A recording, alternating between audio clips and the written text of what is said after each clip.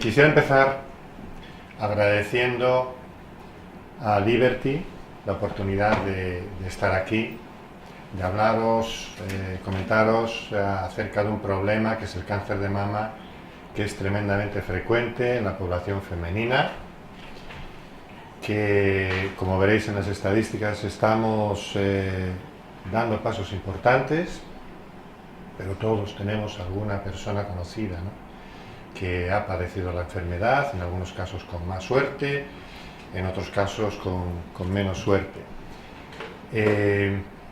Insisto, agradecer a Liberty el apoyo a la investigación que estamos llevando a cabo a través de la donación que hacen a CRIS. Muchas gracias. Y voy a empezar sin más.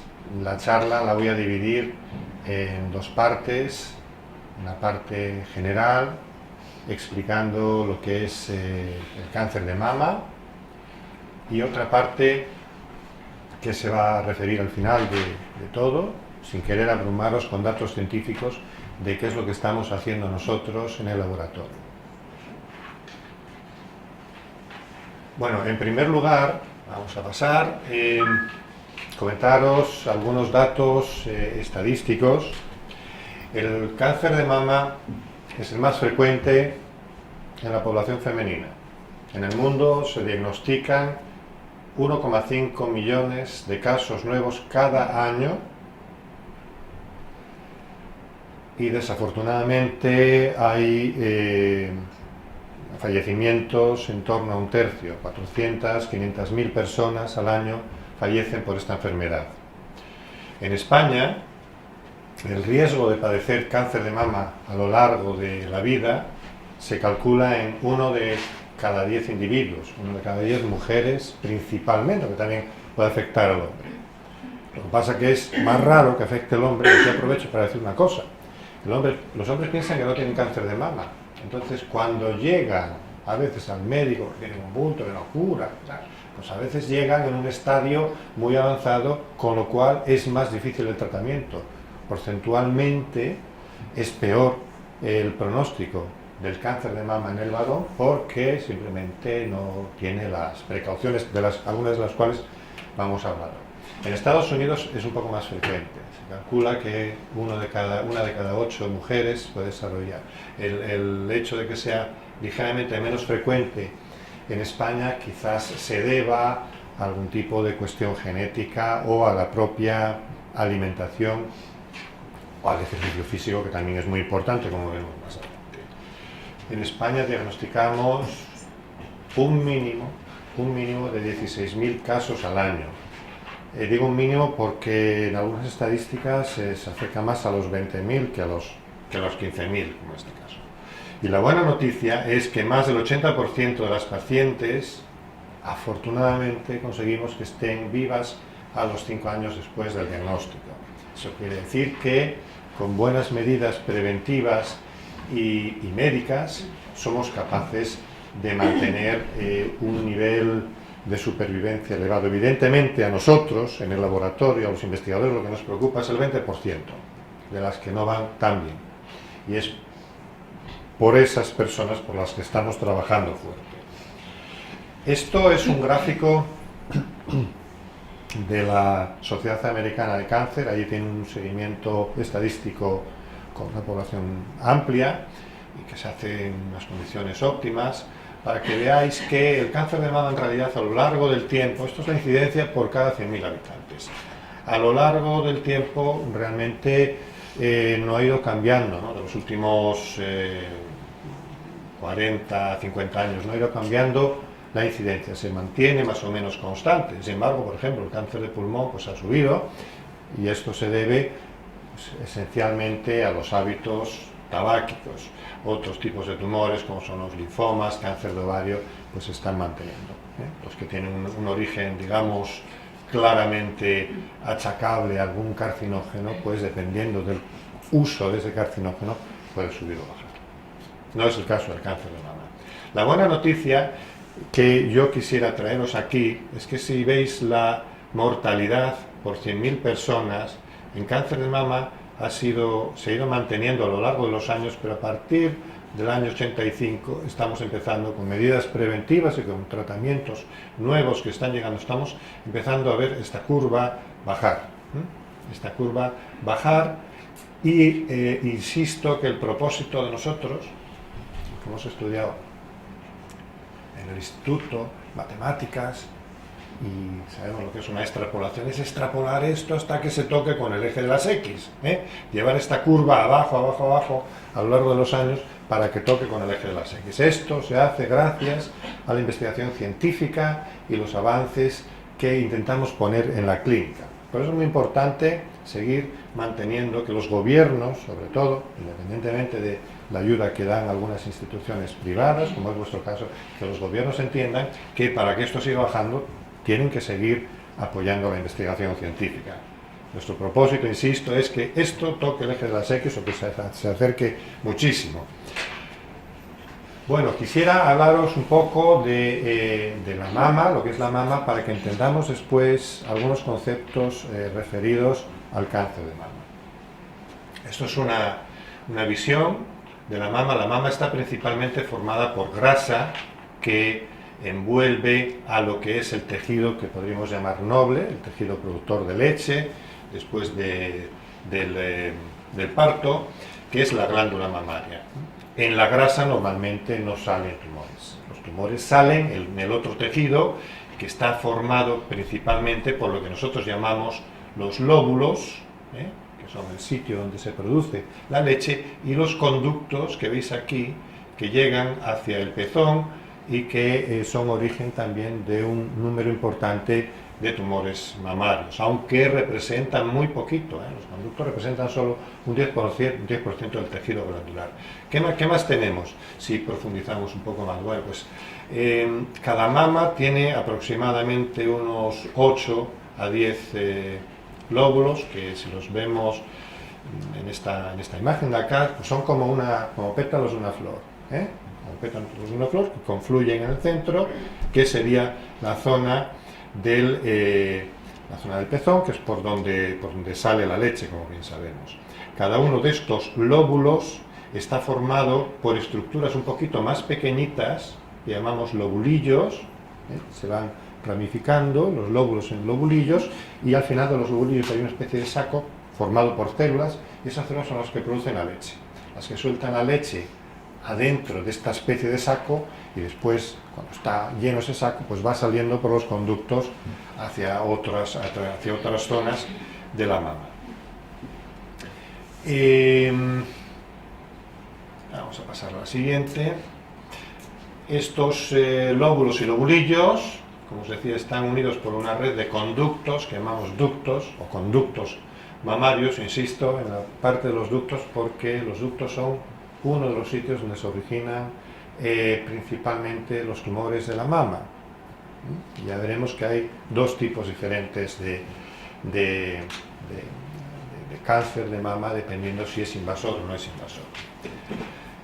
De nuevo, pues insistir en que a través de los ductos llega la leche hacia el pezón. Y otra de las cuestiones importantes que debemos de tener en cuenta es la siguiente, y es la presencia de, como en muchas otras partes del cuerpo, de todo un sistema, de una red de vasos y nódulos que son el sistema linfático.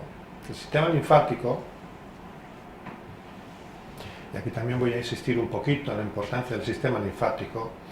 El sistema linfático se encarga de recoger a células que se han escapado del torrente circulatorio, que a veces es necesario que se escapen, por ejemplo, los linfocitos para luchar contra una infección, pues salen del torrente circulatorio y pueden llegar a un sitio donde hay un proceso inflamatorio para curar esa inflamación. Bueno, pues para volver, no vuelven por el sistema circulatorio normal del cual han escapado, de la sangre, vuelven a través de lo que se llaman los vasos linfáticos, que vemos aquí representados según estamos mirando, a nuestra izquierda, a la derecha de esta sería de la imagen. Y esos vasos linfáticos llevan de vuelta células blancas de la sangre que sirven para atacar a agentes dañinos que pudieran estar en la mama. Y a veces salen de manera normal, simplemente diríamos como de inspectores para ver que no pasa nada y deben de volver al sistema circulatorio. Estos conductos llegan a unas estructuras que llamamos los ganglios linfáticos o nódulos linfáticos. Lo que hacen los ganglios o nódulos linfáticos son como una especie de filtro, como digo yo, como una aduana. Ahí llega por el vaso sanguíneo una célula, un linfocito, una célula de la sangre, y el ganglio pues se encarga de hacer una especie de chequeo, decir, bueno, tú sí, venga, pasa porque tú eres una de las mías, una de nuestras células, ¿vale? El ganglio, digamos que está ahí para hacer como una especie de filtro. ¿Y por qué os estoy contando esto? Porque esto es la vía de escape de los tumores. Los tumores se extienden a través de los ganglios linfáticos, perdón, de los vasos linfáticos primero, llegan a los ganglios, por eso cuando nosotros hablamos y tenía ganglios, pues claro, tener ganglios afectados con células tumorales no es tan bueno como no tenerlos. Porque eso quiere decir que si tenemos un tumor localizado en un sitio determinado y lo extirpamos y no ha salido de ahí, el tumor se cura. El problema empieza cuando el tumor anda, las células del tumor empiezan a moverse como si fuera un linfocito u otra célula y empiezan a llegar a otros tejidos. Y eso lo hacen a través del sistema linfático, prioritariamente, aunque también pueden invadir a veces algún vaso sanguíneo, pero prioritariamente. Por eso se analizan los ganglios. Cuando hay una extirpación de un tumor, se analizan los ganglios, porque hay que ver si encontramos células tumorales. Si las encontramos es que ha empezado a migrar el tumor hacia otros tejidos, y a veces se queda en el ganglio, quitamos los ganglios y el tumor no se extiende. Tenemos algunos problemas, a veces de hinchazón de algunas partes, porque digamos que el ganglio y los conductos linfáticos se encargan de que todo lo que sale de la sangre, porque nuestro aparato cardiovascular tiene una cierta permeabilidad, pues bueno, todo lo que sale de ahí tiene que volver al sistema cardiovascular a través de los ganglios linfáticos. Bueno, voy a insistiros otra vez más antes de entrar en lo que es la patología, la estructura. De nuevo, la grasa que vemos aquí, marcado con E, los lóbulos, lobulillos, los conductos, el pezón, las zonas donde a veces se acumula un poquito de leche, que son unas dilataciones de los conductos, y esto es lo que vemos en la parte de arriba del esquema, de un corte, llamamos sagital, de la mama. La mama no tiene músculo, el único músculo que tiene la mama es el que está detrás de ella, que es el músculo pectoral, y que separa, os cuento por encima, no tiene mayor importancia, ¿vale? Que separa la mama de lo que es la caja torácica que tenemos aquí. La parte de abajo representa una visión microscópica de lo que puede ser un ducto, un conducto. El conducto tiene una estructura, es como un tubo, como un tubo, por eso lo llamamos conductos o ductos. Es como un tubo, lo que pasa es que es un tubo biológico, y ese tubo biológico tiene una parte de células que se encargan simplemente de rodearlo, de formar el conducto, que se llaman las células ductales, y rodeando la parte de detrás de las células ductales está lo que nosotros llamamos la membrana basal, que es como una especie de envuelta, una especie de recubierta todo a lo largo de los tubos. Y esto es importante, porque cuando empiezan a invadir los tumores, una de las primeras cosas que hacen es romper esta envuelta, y al romper esa envuelta la célula tumoral puede migrar, y esto nos permite distinguir los tipos de tumores. Esos dos tipos de tumores, uno de ellos es este. Esto se llama carcinoma ductal in situ. Si os acordáis, antes hablábamos de que había una sola hilera de células ductales. Bueno, pues cuando se genera un carcinoma en los conductos, en los ductos, lo que hace es invadir hacia adentro esos conductos, ¿vale? Estos tipos de tumores tienen buen pronóstico porque la célula se queda en el conducto. Entonces, si eliminamos el tumor ahí, curados, porque normalmente no se expanden, no salen de lo que es la glándula mamaria. El problema lo tenemos con los otros, que además son los más frecuentes. El 80% de todos los tumores mamarios son carcinomas de los conductos ductales invasores o invasivos. En estos no solamente se llena, digamos, hacia adentro de células tumorales el conducto, sino que además las células tumorales rompen esa cubierta que hay en los conductos y empiezan a salir. No sabemos, desde el punto de vista biológico, qué diferencia hay. Se está estudiando por qué unos son ductales no invasores y otros sí son invasores. Intentamos entender por qué pasa esto, pero de momento todavía no lo sabemos. Cuando pasa eso, evidentemente, se pueden diseminar hacia otros tejidos. Y un tercer tipo, menos frecuente, en vez de estar en los ductos, es el que ocurre al final, en los lóbulos. Y esto lo llamamos carcinoma lobular, que normalmente es invasor. El carcinoma lobular o lobulillar invasor es menos frecuente y tiene un pronóstico también menos bueno. Una vez, como os decía, que las células tumorales salen de lo que puede ser el conducto o el lobulillo, pueden invadir ganglios linfáticos y de esta manera entran en el torrente circulatorio, o pueden empezar a migrar hacia vasos sanguíneos, que también es una manera de entrar en el torrente circulatorio, aunque normalmente lo hacen sobre todo a través de los conductos linfáticos.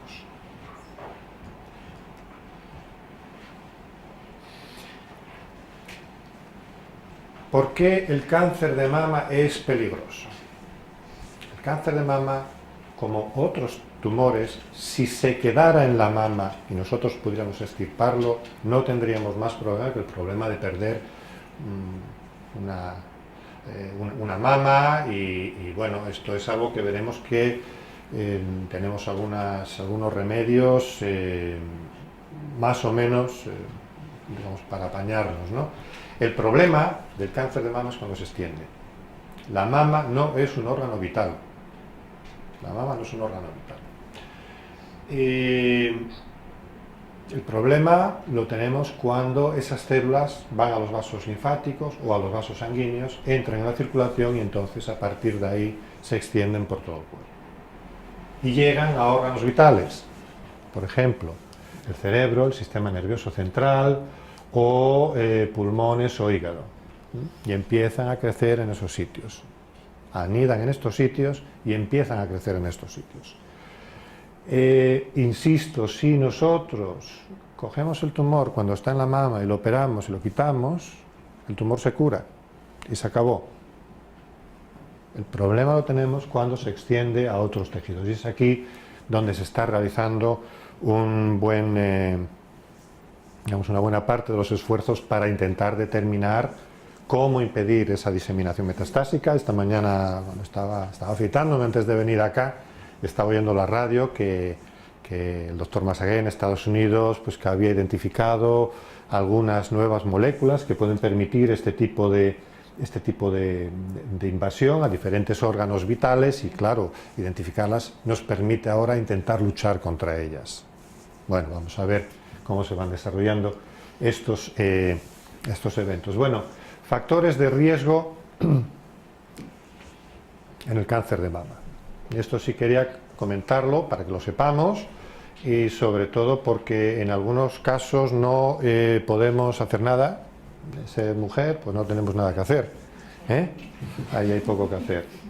La edad, pues tampoco tenemos mucho que hacer. Eso ya es una cuestión de reloj biológico. Historia personal de cáncer de mama es un factor de riesgo, ya lo veremos. Historia familiar de cáncer de mama también, y aquí me voy a parar un poquito más adelante. Radiación torácica de joven, pues existen algunas indicaciones de que sí, cuando éramos jóvenes hemos ido pues porque teníamos una neumonía o porque a veces pues intentamos para cualquier cosa que nos hagan una placa, pues que sepamos que cuando vamos a hacer una placa hay que hacerla si es necesario. A veces forzamos al médico, oiga, ¿qué tal? Que no nos haría una radiografía. Bueno, pues cada vez que nos hacen una radiografía nos están irradiando con poca radiación, pero bueno, si se puede evitar, mejor. Yo cuando era pequeño, llevaba a mis hijos pues porque tenía urgencias, porque tenían alguna cosa, catarro, tal, y alguna vez me ha pasado, vamos a hacer una placa, y yo le decía al médico, no le haga placas. Si eso va a ser definitivo para un tratamiento determinado, hagamos la placa, si no, no. Vamos a hacer un análisis de sangre o lo que sea, pues porque a veces el chaval pues llevaba una semana con un catarro, ¿no? Bueno, pues intentar evitar en la medida de lo posible la radiología, pero hacerla cuando es necesario, evidentemente. El peso, sin duda. La obesidad está asociada a un aumento de la incidencia de cáncer de mama, porque, entre otras cosas, el tejido graso es una fuente importante de hormonas que a veces están vinculadas al desarrollo del cáncer de mama, o sea que esto hay que intentar controlarlo.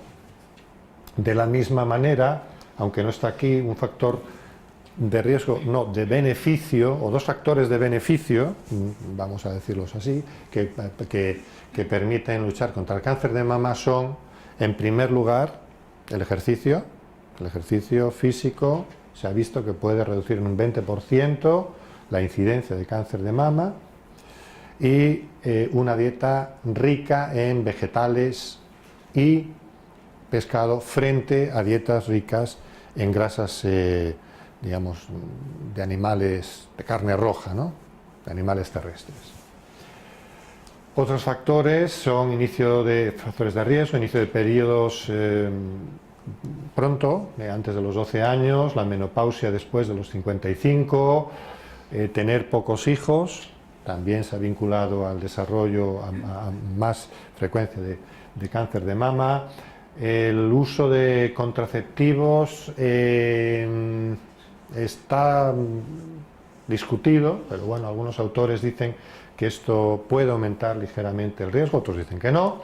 El consumo de alcohol, esto hay que intentar limitarlo en la medida de lo posible, pero no solamente por cáncer de mama, sino por muchas otras razones. Bueno, ¿cómo diagnosticamos un tumor mamario? Bueno, la primera cosa que yo creo que tenemos que hacer es, sobre todo en el caso de las mujeres, explorarnos. La exploración, el palpar y tal, y a ver si hay algún bulto, ¿vale? La mayoría de los bultitos que hay en la mama son benignos, son fibroadenomas, no tienen ninguna importancia, pero si sale un bulto y vemos que crece un poquito, pues vamos al médico a que nos mire. Lo normal, insisto, en el 85% de los casos, esos bultos son grasa, no tienen nada no tenemos nada que temer frente a ellos. Si fueran un tumor, lo que hay que hacer es eliminarlo. Y cuando se elimina pequeñito y no se ha extendido, esto se cura. O sea, no insisto en la importancia de la prevención. Entonces, la primera cosa que debemos de hacer y que podemos hacer nosotros es, cada uno de nosotros, examinar la mama y ver si hay algún bulto. Insisto, si hay algún bulto, vamos al médico y ya está, que nos haga los análisis que nos tenga que hacer. Vamos a ver un poquito más de esto en la siguiente diapositiva. Mamografía, pues a partir de los 40 años es recomendable realizar una mamografía por lo menos cada 2 años. Las mamografías ven bultos que están muy adentro y que a lo mejor con la palpación no llegamos a ellos. Ultrasonidos o resonancia magnética ya son otras técnicas menos convencionales. La resonancia es una técnica muy fina para detectar bultos, los ultrasonidos han mejorado sustancialmente y la biopsia, en el caso de que haya alguna duda, es también digamos el procedimiento estándar mediante el cual realmente podemos diagnosticar si un bulto es benigno o no. Bueno, bultos en el pecho, pues bultos de este tipo que aparecen, que los detectamos, que son visibles o no, a veces no son visibles, no son visibles, pero bueno, si vemos un bulto, pues, o tenemos un bulto, debemos de, insisto, de acudir al médico. Sangrado por el pezón, eso también es otro síntoma. No es muy común, pero a veces ocurre. Cambio del tamaño, pues porque el tumor está apretando otros tejidos y está haciendo que el pecho sea un poco diferente. Inversión del pezón, que el pezón se invierta, porque las células tumorales al crecer a veces tiran de otros tejidos hacia adentro y cambian la forma del pezón.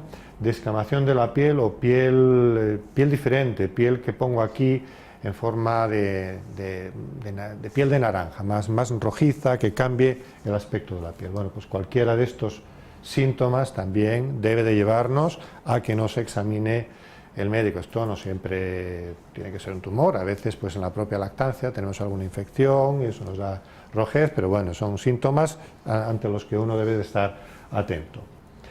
Bueno, lo que os decía antes, ¿qué hacer si encontramos un bulto? Bueno, en primer lugar, tranquilidad, el 80%, 85% son quistes o cambios asociados a menstruación.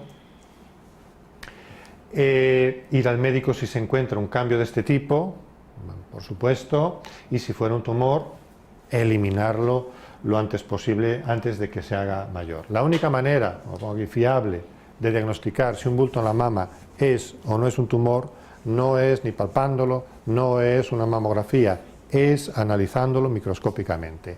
Y esto a veces requiere pues una pequeña biopsia, que puede ser una punción pequeñita, o a veces hay que hacer una incisión, dependiendo de dónde esté, hay que hacer una incisión un poquito más grande para llegar a la zona donde está el bulto y se analiza microscópicamente. El médico, una vez diagnosticado el tumor, de lo que se preocupa es de conocer una serie de parámetros, que es cómo de grande era, si hay ganglios o no hay ganglios afectados. ¿Por qué? Porque esto va a llevarnos a tratar el cáncer de mama de una manera u otra. Y por supuesto, conocer de qué tipo de tumor de mama estamos hablando. Bueno, ¿qué tratamientos tenemos? Ya hemos hablado un poquito de algunas cuestiones, pero ahora vamos a entrar ya en los tratamientos. Insisto, bueno, siempre me gusta insistir, a las audiencias que tengo, que normalmente son más del 90% femeninas, aquí estamos 100% de que pues, la cuestión de la exploración, de estar alertas, que por favor lo digamos a nuestras amigas, a nuestras mamás, a nuestras tías, a nuestras abuelas, a nuestras hijas, simplemente por estar alerta, que estemos alerta por si sale, porque si se coge a tiempo se cura el cáncer de mama. Y esto tenemos que ser conscientes de ello, es muy importante. Bueno, tratamientos que tenemos.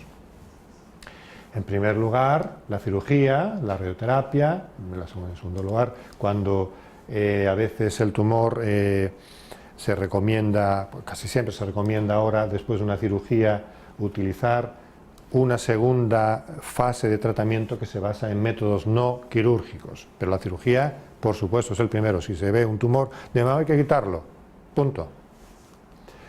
Y existen varias técnicas, yo os pongo aquí dos tipos de técnicas. Una técnica más conservadora, que de lo que se trata es de eliminar la zona donde estaba el tumor, sobre todo en caso de tumores pequeños, accesibles, bien delimitados. Se accede, se elimina el pétalo, ese pétalo, ¿no?, de la flor, la zona que hay adyacente.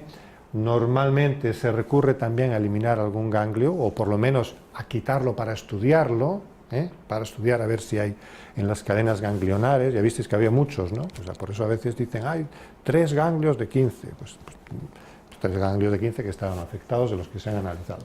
A veces el tumor es más grande y lo que hay que hacer es una mastectomía. Se intenta cada vez más dejar lo más intacta posible la mama, pero a veces nos encontramos con tumores grandes, sobre todo en el medio rural, en el que pues, gente mayor no está muy advertida acerca de esto. Pues hay que eliminar el tumor. Estaba ahora parando un poco, porque estaba pensando que en octubre fui a dar una charla a Ceuta. En Ceuta me comentaron los oncólogos de una cuestión que yo ignoraba, pero que, bueno, que es una pequeña historia que os voy a contar. En Ceuta casi el 50% de la población es musulmana. Y son españoles, esto lo sabréis, pero tienen su religión y sus ritos musulmanes. Entonces me contaba el jefe de oncología que a veces tienen problemas muy serios con algunas mujeres jóvenes que no se quieren operar. Y no se quieren operar porque dicen que eso significa que su marido las puede repudiar. Y se les explica, mire que si usted no se opera, usted se va a morir. No, yo prefiero morirme. Prefiero morirme antes de que mi marido me repudie. Bueno, es que hay cuestiones que van mucho más allá y que trascienden mucho más allá. Entonces, a veces, efectivamente, cuando pasan esas situaciones, pues llegan mujeres con tumores grandísimos y a veces ya no se puede hacer mucho porque el tumor está muy extendido. Pero bueno, esto es una cuestión que a mí me sorprendió, porque yo creo que nos sorprende a todos, pero que quería transmitiros que por cuestiones incluso culturales a veces ocurren este tipo de episodios, ¿no? Bueno, ¿qué es lo que hacemos? Pues hay soluciones cuando hay que hacer una mastectomía importante. Bueno, pues a veces lo que podemos hacer es reconstruir la mama, y la mama se puede reconstruir incluso con tejido propio, recogiendo una zona de tejido epitelial del abdomen y autoinjertándose. Por supuesto, existe la posibilidad de hacer implantes, etcétera, etcétera. Y esto se puede hacer en la misma operación o se puede hacer más adelante. No pasa nada, hay gente que decide hacerlo más adelante. No es lo mismo, pero bueno, es una cuestión que es muy importante para muchos pacientes.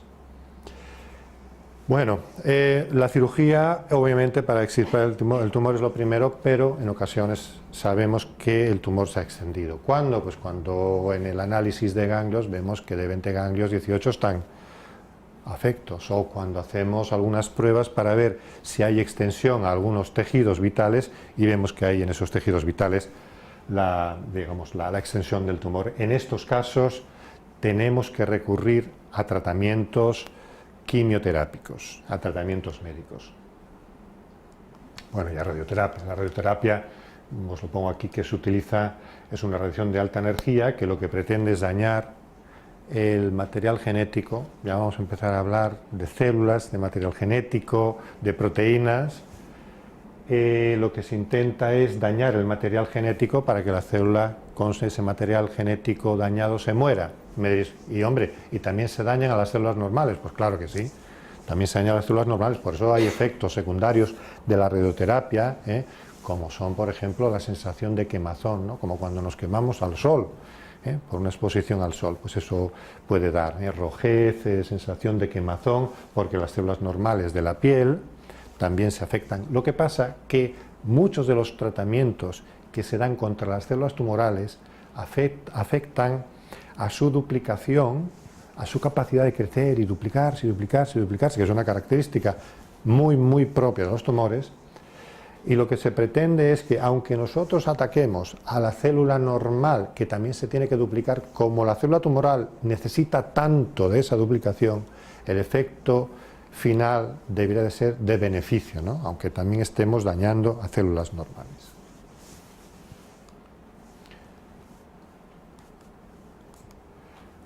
Bueno, quisiera entrar ahora ya en los tratamientos quimioterápicos, y permitidme que aquí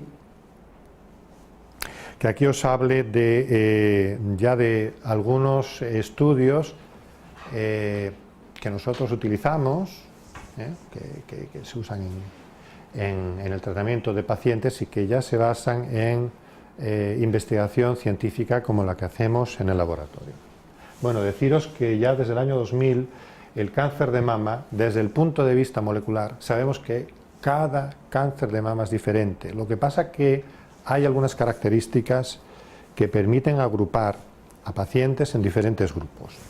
Desde el punto de vista genético hay 5 tipos diferentes, no voy a entrar demasiado en ellos, porque en parte coinciden con lo que se llama la clasificación inmunopatológica.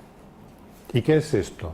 Bueno, olvidaros de los 5. Vamos a ir a lo que se hace normalmente en la clínica. Esto se está estudiando la relevancia, por ejemplo, que hay de lo que llamamos el luminal, de luz, del lumen, de luz del conducto. Hay aquí dos tipos de tumores, los que se llaman luminal A, los que se llaman luminal B. Sabemos que los luminal A van mejor que los luminal B, que tienen un pronóstico mucho peor. Pero bueno, no voy a entrar en estos detalles porque son quizás demasiado técnicos.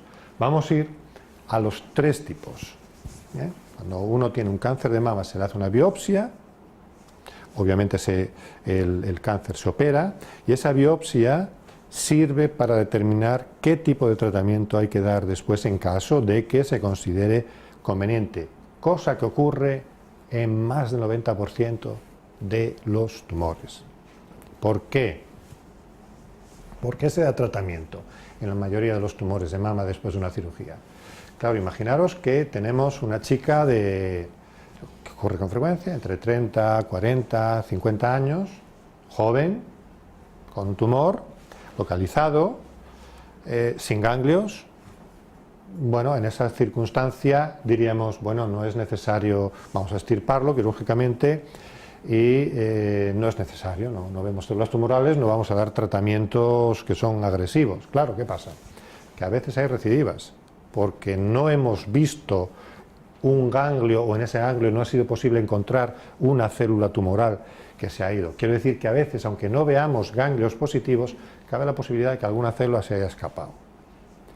Y lo que se ha visto es que si después de la cirugía hacemos tratamiento que se llama adyuvante, la frecuencia de recaídas baja muchísimo.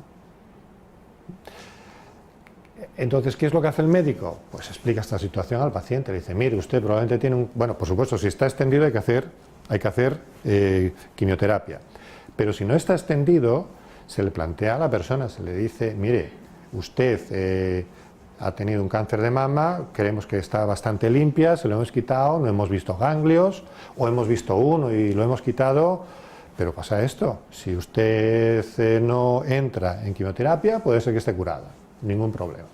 Pero sabemos que si hubiera alguna célula que se ha escapado, haciendo un tratamiento después de la cirugía, va a tener muchísimas menos posibilidades de recaída. Entonces, claro, si se os pregunta, pues la mayoría decís que, por supuesto, que vamos a la quimio con todo lo que conlleva, ¿no? que es duro y, bueno, en fin, que se decide ir a un tratamiento oncológico, un tratamiento médico.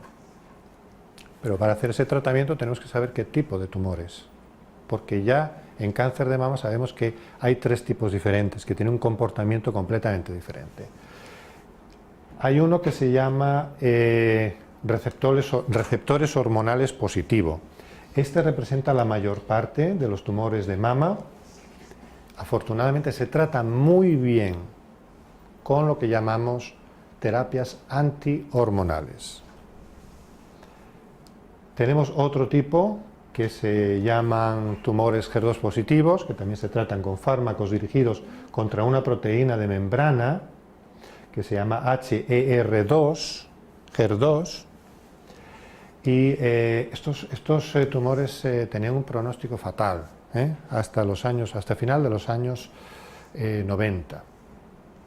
Eran tumores muy agresivos, no sabíamos que existía esa posibilidad, no sabíamos que eran HER2 positivos porque no conocíamos a HER2. En el año 87 y después en el 89 se determinó que un porcentaje de un 20-25% de mujeres con cáncer de mama tenían una proteína en cantidades muy elevadas en la membrana de las células tumorales. Y esa proteína se llamó HER2 por una serie de circunstancias, y después de encontrarse eso, los investigadores empezaron a desarrollar terapias anti-HER2. Una de ellas se llama Herceptina, otra Trastuzumab, que igual hasta os suena alguno o alguna, y esas terapias han cambiado el panorama de este tipo de cáncer. Ahora mismo ya se controlan muchísimo mejor este tipo de tumores gracias a esas terapias dirigidas a neutralizar a esta proteína. Esto lo vamos a comentar un poquito más adelante. Y ahora tenemos un problema con este. con el que llamamos triple negativo. ¿A cuál llamamos triple negativo? ¿Y por qué lo llamamos triple negativo? Porque no tiene ni esto, ni HER2, y no tiene receptores estrógenos y no tiene receptores de progestágenos, de progesterona. Como no tiene ninguna de esas tres proteínas, le llamamos triple negativo. Los cánceres triple negativos ahora se está trabajando mucho para intentar ver, a ver si identificamos alguna molécula que sea causante de este tipo de tumores, porque no los conocemos. No sabemos qué molécula puede estar participando en este tipo de tumores. Y esto es un problema, ¿por qué? Pues porque estas mujeres tenemos que tratarlas con quimioterapia. La quimioterapia es muy agresiva, es fuerte la quimioterapia que se da para los triple negativos, pero no tenemos otra arma. También es algo que estamos estudiando muy intensamente en algunos laboratorios, intentando encontrar alguna molécula causante del cáncer de mama triple negativo. Vamos a ver el primero. Bueno, el primer tipo de tumor, que es el tumor hormonal positivo, se debe a que hay, o por lo menos se nutre de estrógenos, y ya sabéis que las mujeres producís muchos estrógenos y eso hace que el tumor crezca. Entonces, lo que se ha intentado es intentar neutralizar a estos estrógenos, que son los responsables de que la célula tumoral se divida y se divida y se divida y se divida. Como aquí ya sabemos, una de las alteraciones genéticas que conducen la proliferación, la división de estos tumores, lo que se ha intentado es desarrollar terapias contra esa hormona, contra los estrógenos. Y una de esas terapias se llama el tamoxifeno. Lo que hace el tamoxifeno es el estrógeno se pega a su receptor, a una proteína que está en el núcleo de la célula, y cuando llega el estrógeno, esa proteína empieza a funcionar. Bueno, pues de lo que se trata en estas terapias, el tamoxifeno, que igual os suena, lo que hace el tamoxifeno es desplazar al estrógeno. Es lo que nosotros llamamos un antagonista. El estrógeno iría a pegarse al receptor, pero el tamoxifeno tiene más afinidad, se agarra mejor al receptor y, contrariamente al estrógeno, no le dice empieza a funcionar. El estrógeno se pega al receptor y dice empieza a funcionar, empieza a mandar señales de duplicación. El tamoxifeno se une a él y digamos que lo mantiene ahí quieto. ¿Vale? Entonces son terapias muy eficaces en el cáncer de mama hormonal. Hay algunas otras terapias que lo que tratan es de impedir la producción de estrógenos como método alternativo. El segundo tipo de tumores del cual os hablaba son los HER2 positivos. Estos representan aproximadamente un 20%. Una de cada 5 o una de cada 4, un 25% de mujeres con cáncer de mama tienen esta proteína en cantidades muy altas, muy altas. ¿Y qué son muy altas? Pues normalmente una célula de mama tiene, esto es un número que os voy a dar, que a veces parece mucho, ¿no? Tiene 20.000 de estas moléculas, porque esto es una molécula normal que hemos de tener. Lo que pasa es que cuando hay mucha, produce igual que el receptor de estrógenos, también tenemos que tenerlo, pero cuando hay mucha cantidad de HER2, pues las células empiezan a dividirse de una manera desordenada, de una manera, digamos que socialmente inadecuada, ¿no? Va a producir muchas células dentro del tumor. Bueno, pues los tumores de mama, HER2 positivos, las mamas normales tienen 20.000 moléculas por célula. Un cáncer de mama puede llegar a tener 2 millones. 2 millones de estas proteínas en la superficie de la célula. Y eso lo podemos analizar mediante una técnica que se utiliza en los laboratorios de anatomía patológica, y que os pongo aquí. Este es un tumor negativo para HER2. Bueno, no hace falta entrar en detalles. El de la parte de arriba es un tumor negativo y el de la parte de abajo, con todas estas estructuras que parecen como un enladrillado, estos son células que tienen, que tienen el receptor HER2 en la superficie. Esto sería una célula, y esto que marca más oscuro en marrón es HER2. Bueno, pues esto es lo que usamos en el laboratorio para ver si un tumor es HER2 positivo. Si no se tiñe no es HER2 positivo, por tanto ya sale de ese grupo y ya no se puede tratar. Pero si está en la membrana plasmática hay que tratarlo, porque estos tumores HER2 positivos son tremendamente agresivos, y de lo que se trata es que todas estas señales que dan estas moléculas de HER2 hacia el núcleo de la célula y que permiten su división, de lo que se trata es de intentar impedir que esas señales lleguen, que esas señales se transmitan. Y para eso se utilizan dos tipos de terapias. Unas son anticuerpos monoclonales, como el trastuzumab o pertuzumab, que atacan desde la superficie al receptor, y otro, pequeñas moléculas inhibidoras, otros fármacos nuevos. Estos han llegado hace 3 o 4 años al mercado, como la apatinib, que de lo que se trata es de impedir la funcionalidad. El anticuerpo ataca fuera y el apatinib ataca dentro de la célula, la capacidad de estas proteínas de señalizar. Los datos son tremendamente buenos. Estos dos fármacos han cambiado, insisto, la historia natural de este tipo de tumores. Ahora las mujeres con cáncer de mama HER2 positivo metastásico se controlan bastante bien con este tipo de estrategias. Y esto ha salido desde que en los laboratorios hemos identificado esa proteína. Necesitamos identificar la de los triple negativos, pero estamos en ello. Los triple negativos, bueno, pues un 15% de los tumores son triple negativos. Afortunadamente no son los más comunes, pero son tremendamente agresivos. Y esto sí representa un problema. Perdón. Una de las preguntas que se nos hace a veces es si el cáncer de mama tiene algo que ver con la genética. Perdón. Con la genética sí. Todos los cánceres, no solo de mama, todos los cánceres tienen una base genética. Eso no quiere decir que sean hereditarios. Hereditario es otra cosa. Genética quiere decir que afecta a sus genes. Las células tumorales de cáncer de mama tienen alterados genes que no tienen alteradas las células de mama normales. Pero eso pasa en todos los tumores. Otra cuestión es que sea hereditario. El cáncer de mama, en la inmensa mayoría de los casos, no es hereditario. Es, como nosotros llamamos, esporádico. Sale pues porque se acumulan mutaciones en el DNA de las células normales, y eso provoca que sus sistemas de control social respecto a otras células se alteren. Entonces el crecimiento tumoral es, digamos, se desboca, empieza a ser incontrolado. En más del 90%, de los casos no hay una causa hereditaria, pero sí lo hay en un porcentaje. Un porcentaje de un 10%, 15% como mucho, hay un componente hereditario, y esto es importante saberlo. Y se debe sobre todo a las mutaciones en algunos genes, que yo os pongo aquí, BRCA1 y BRCA2. Esto está de breast cancer, de cáncer de mama 1 y cáncer de mama 2. Las mujeres con mutaciones de estos genes tienen un 50 a un 80%, hasta un 80% de posibilidades de adquirir la enfermedad, cáncer de mama o cáncer de ovario, a lo largo de su vida. Angelina Jolie, aquí la tenéis.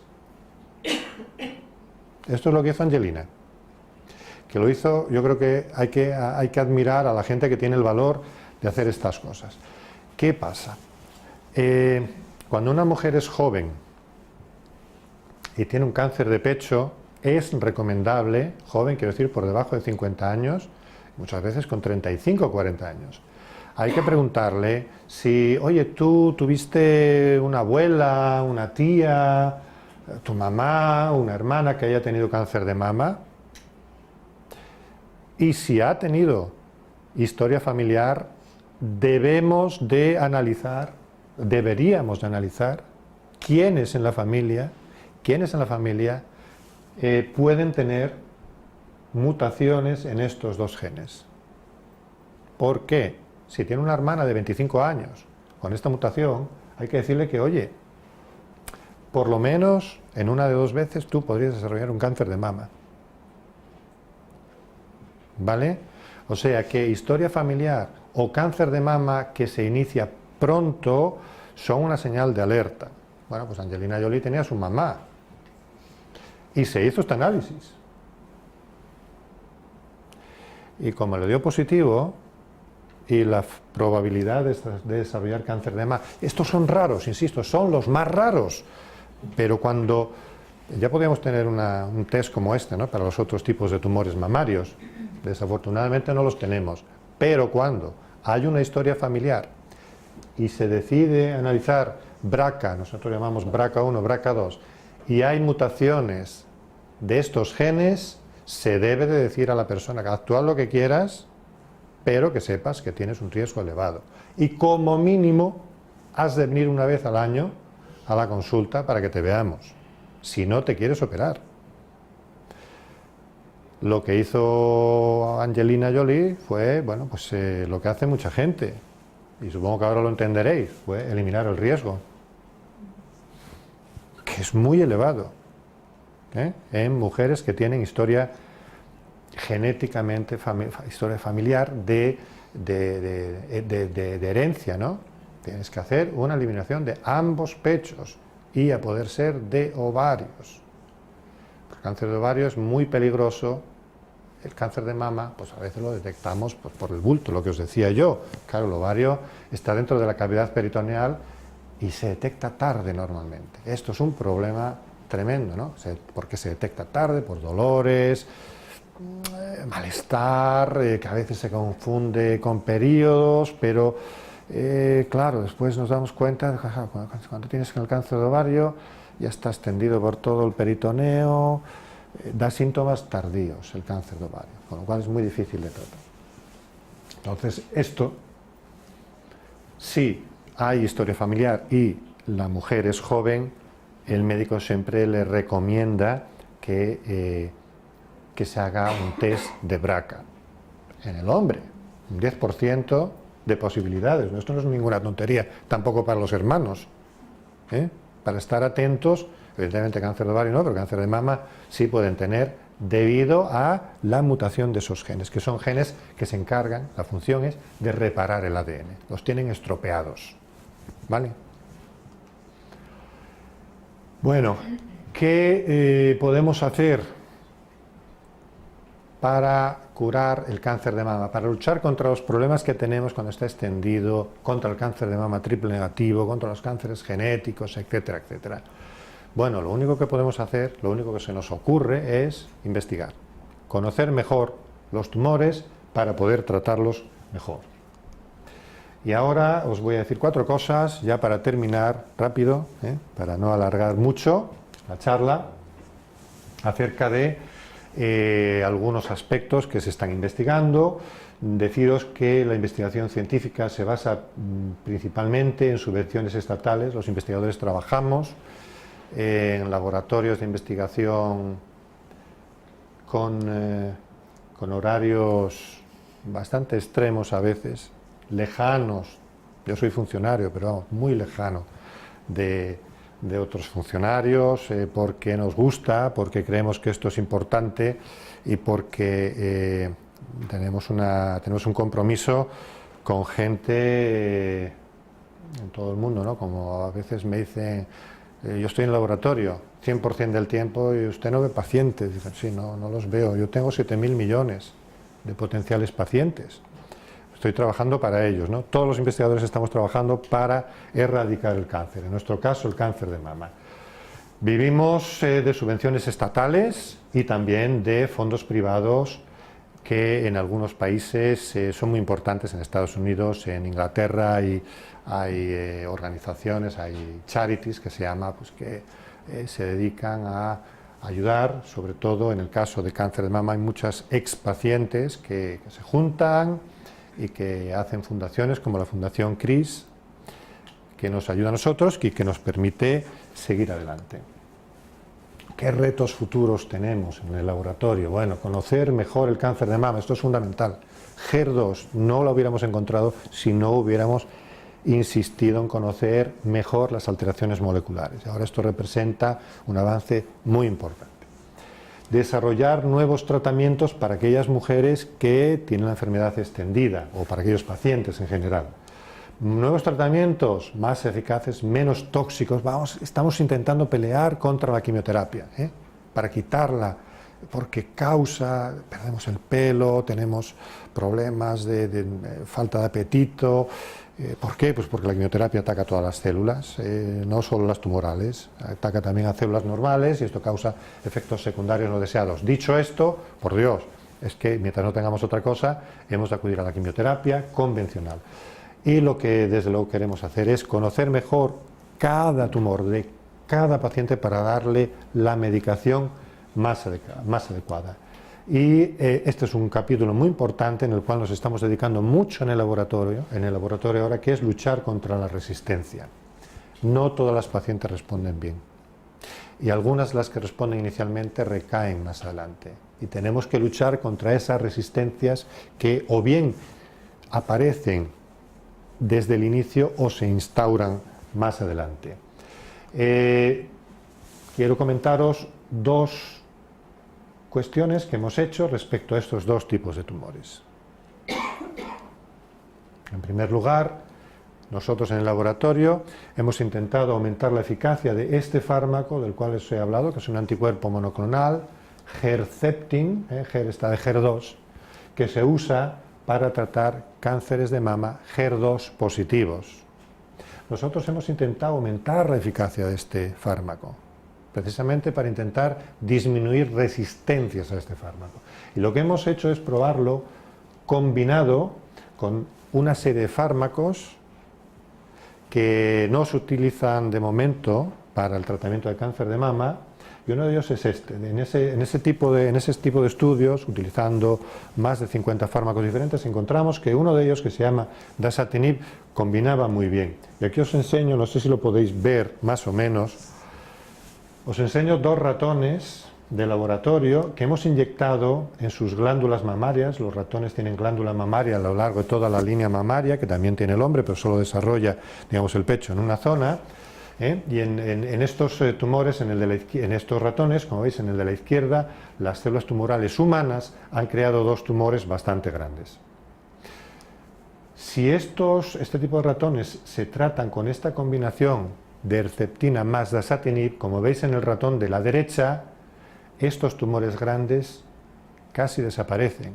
De hecho, hemos tenido ratones tratados con esta combinación durante más de un año, que dentro de la vida del ratón es mucho, con esta combinación, y no ha habido recidivas. Con lo cual sabemos que esta combinación de fármacos es capaz de combatir la recidiva en tumores HER2 positivos. Y a raíz de esto hemos hablado con oncólogos españoles que están realizando un ensayo clínico, que os pongo aquí en inglés, porque esto está registrado en Estados Unidos, en una página que se llama clinicaltrials.gov. Esto es un ensayo clínico que se está haciendo en España ahora mismo de dasatinib en combinación con trastuzumab y paclitaxel, que es otro fármaco para el tratamiento de los cánceres metastásicos HER2 positivo. Es un pequeño ejemplo de cómo la investigación que se hace en los laboratorios puede llegar a los pacientes. Ahora mismo estamos ya entrando en la fase clínica 2. Estos estudios clínicos son lentos, duran años, pero hemos de ir dando estos pasos para intentar llevar lo que hacemos en el laboratorio hasta la cama del paciente, ¿no? Otro tipo de estudios que estamos realizando, estos son un poquito más precoces, es en el cáncer de mama triple negativo, y esto es un poco complejo, pero yo lo que os voy a intentar explicar es que usamos a veces tecnologías que no voy a entrar en ellas, en las cuales podemos mirar muchas proteínas diferentes. Aquí vemos cada puntito de estos representa una proteína y representa su grado de activación. Aquí hay un total de 84 puntos, pero veis que solamente algunos están en negro.